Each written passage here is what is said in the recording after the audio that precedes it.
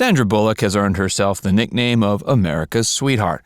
She went from being voted most likely to brighten your day in high school to getting mentioned in the Guinness Book of World Records as the highest paid actress in the world. Sandra claims she doesn't like to reveal personal details of her life, but fans have gotten a few peeks into her private affairs from time to time. As a humanitarian, she uses her fame to educate the world about adoption, racism, and other social issues. In this video, we're going to learn why Sandra Bullock finally put it all out there for us to see in a recent interview with Red Table Talk. Adoption and foster care. Sandra claims she was too focused on her career when she was young to become a mother, but knew she would eventually when she got older. She learned about both of her adopted children while staying in Jackson Hole, Wyoming, where her mother Helga is buried. She feels her mother brought them to her and it was some form of fate. This was further confirmed when her son Louis was placed in her arms when he was 10 days old. She immediately knew he was meant for her. She fostered Layla before officially adopting her.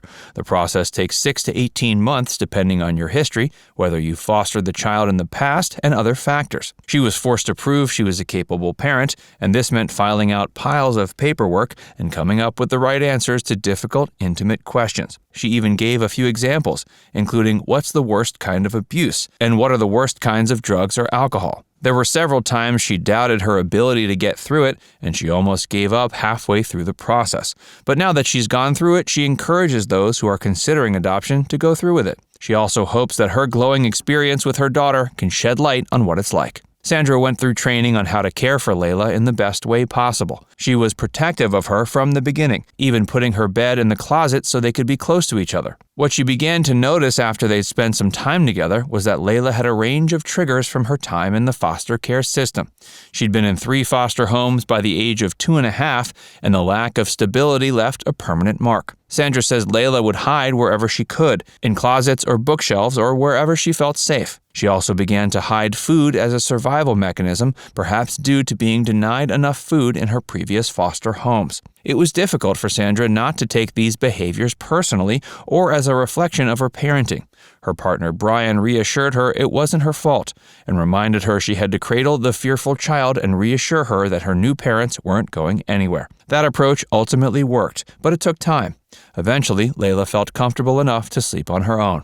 Sandra knows her daughter's triggers may present themselves for the rest of her life, but jokingly says she'll follow her wherever she goes, even to college. Racism. Sandra admits there have been times when she wishes she had the same skin color as her children. She loves them and wouldn't change anything about them, but it would help the family avoid judgmental glances and rude comments. Sandra doesn't claim her experience is any different than other mothers. They all want to protect their children, and race doesn't change that bond. She knew that she'd have to teach her children about race, and one of the earliest opportunities came when her son was 6. He was wearing a hoodie to go out, and she asked him what it looked like he was doing with the hoodie. He admitted that it looked like he was hiding. She reminded him he had nothing to hide and he didn't need to wear it. Sandra makes her home as safe as possible, but is determined to let her children know that the outside world will react to them differently because of their skin color.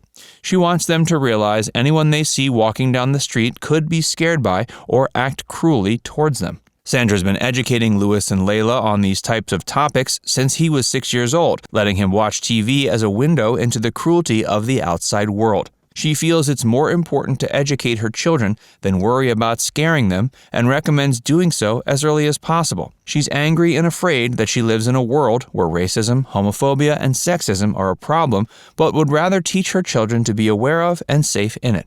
She revealed these comments in a public interview that received positive reactions. There were several tweets about her honesty and empathy from fans and fellow parents. Hey, if you're enjoying this video so far, be sure to give it a like and subscribe to Factverse for more. And stick around for more about Sandra Bullock. PTSD. 1 in 11 people will be diagnosed with PTSD in their lifetime. It's a common experience that can be triggered by anything from war to a burglary. Sandra's home was invaded in 2014 by 39-year-old Joshua James Corbett. He had stalked her for days before he entered her home by jumping the fence. Sandra went to the first place she could find once she realized he'd entered her home and hid alone in the closet of her son's bedroom. She was grateful he wasn't home at the time, as he was having a rare stay at their nanny's apartment. Joshua was arrested in 2017. He pled guilty to a felony account of stalking and first-degree burglary with 5 years probation, a 10-year protective order against him, and mandatory mental health treatment. He committed suicide after a standoff at his home in 2018, but the event affected Sandra forever. She slowly recognized the signs of PTSD from the incident.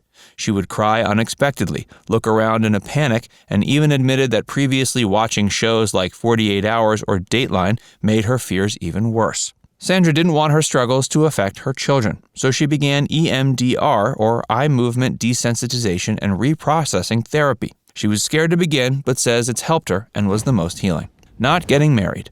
Sandra Bullock met Brian Randall when she hired him to photograph her son Lewis's birthday party in 2015. Today, she calls him her partner, a co-parent to her children, and the love of her life. They've taken on the struggles of raising 2 adopted children in Hollywood, but have yet to solidify their bond through marriage. Sandra claims she's skeptical of the concept of getting married, and she only wanted to do it once. The skepticism may have come from the difficulties of her previous relationships. One of Sandra's first serious relationships was with Tate Donovan, who she met filming Love Potion No. 9 in 1992. They dated for 3 years and were engaged before eventually ending their relationship. She was also linked to Troy Aikman, Don Padilla, Matthew McConaughey, Bob Schneider, and Ryan Gosling before taking another shot at marriage. Her next attempt at matrimony was with Jesse James of West Coast Choppers. They met on the set of Monster Garage and were married from July 16, 2005 to June 28, 2010, until she discovered he'd been having an affair with tattoo model Michelle McGee for 11 months. A divorced Red Table Talk viewer asked her if she ever planned to get married again. She says she does not, especially after going through the divorce process herself. She claims not to need a piece of paper to be a devoted partner or mother. Sandra used the interview as an opportunity to address fan speculation that she ever dated her Speed co-star Keanu Reeves. She denied the claims, but said that Brian was patient with all the rumors and didn't express any unhealthy jealousy. Although she considers him a wonderful father, he wasn't directly involved in her decision to become a parent. She'd already adopted Lewis before they started dating, and Brian took him on as a devoted stepfather.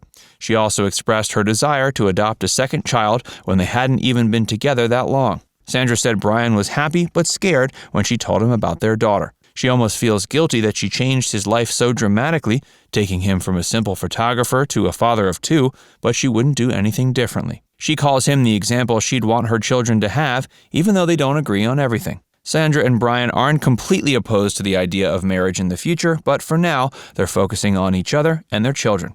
They're still devoted to one another and very much in love. Now it's time to hear from you. What's your favorite Sandra Bullock movie? Let us know in the comments section below. And before you go, make sure you give this video a like and subscribe to Factsverse if you haven't already. Click the bell icon to stay updated on all our latest content.